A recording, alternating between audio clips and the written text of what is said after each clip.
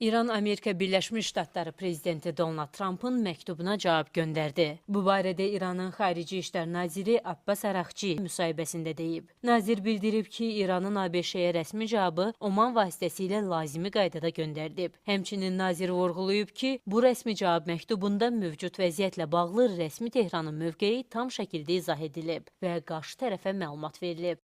İranın siyasəti maksimum təzyiq və hərbi təhdidlər şəraitində birbaşa danışıqlardan çəkinməkdir. Lakin dolayı yolla danışıqlar əvvəlki təcrübələrdə olduğu kimi davam edə bilər. Məsələni analiz edən ekspertlər deyirlər ki, İran ABŞ-yə rəsmi cavab məktubunda nüvə proqramı və regionda təhlükəsizlik məsələlərinə toxunub. Bütün məsələlər üzrə İranın əsas mahiyyəti isə ABŞ ilə münasibətlərin yaxşılaşdırılmasıdır. Həmçinin analitiklar onu da vurğulayırlar ki, məktub heç nəyi həll etməyəcək. Sadəcə olaraq İran bu addımla öz mövqeyini bildirib.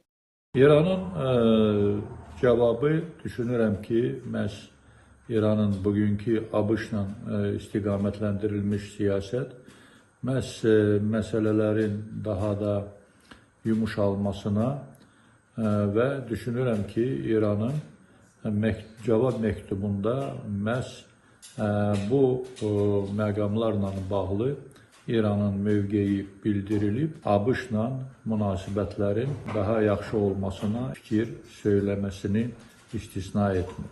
Bir sözlə, bundan sonra İran ABŞ ilə münasibətləri düzəltməyə çalışacaq. Qeyd edək ki, Oman daha əvvəldə Tehran və Vaşinqton arasında vasitəçilik missiyasını yerinə yetirib.